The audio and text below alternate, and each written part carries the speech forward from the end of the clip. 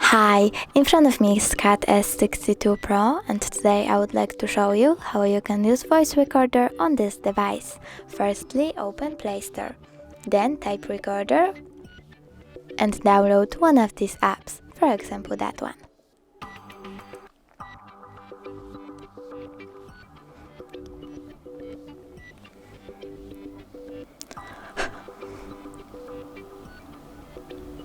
Now open it,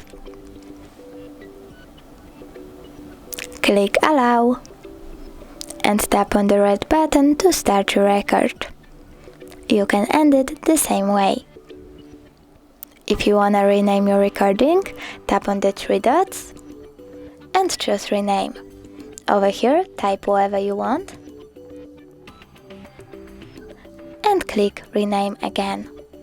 As you can see, my recording was successfully made, renamed and saved. If you wanna delete it, click on the square icon and tap on the bin. Then click Delete. Thanks so much for watching. If you enjoyed this video, don't forget to leave a like, comment and subscribe. Bye!